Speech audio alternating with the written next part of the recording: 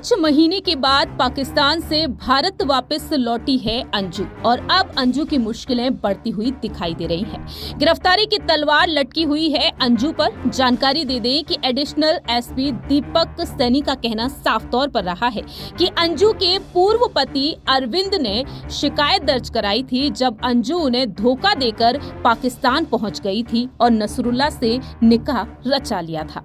अब ऐसे में अंजू से पूछताछ जारी है और अंजू पर अब जल्द से जल्द एक बड़ा एक्शन भी लिया जा सकता है, क्योंकि अब यहाँ पर भारतीय जनता पार्टी की तरफ से एक बेहद बड़ा बयान सामने आ चुका है। जानकारी दे दें कि बीजेपी सांसद प्रज्ञा ने अब यहाँ पर अपनी बात रखी है। बीजेपी सांसद प्रज्ञा ठाकुर ने अंजू पर निशाना साध दिया है।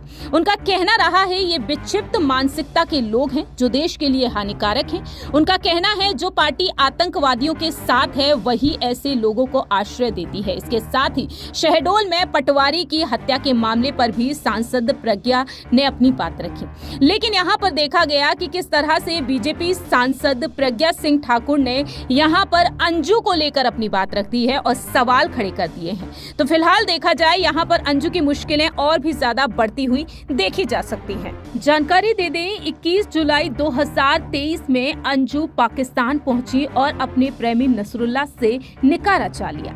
वहीं सितंबर में अंजू के पति नसरुल्ला का कहना रहा कि उनकी पत्नी मानसिक रूप से परेशान है और अपने बच्चों को बुरी तरह याद कर रही है।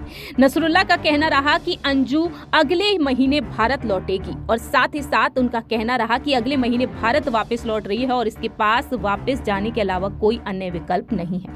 फिलहाल देखा जाए तो अंजू जब दिल्ली एयरपोर्ट पर स्पॉट की गई, उनका कहना साफ तौर पर रहा कि वह अपने पति अरविंद को तलाक देगी और अपने तीनों बच्चों को लेकर पाकिस्तान वापस लौटेगी।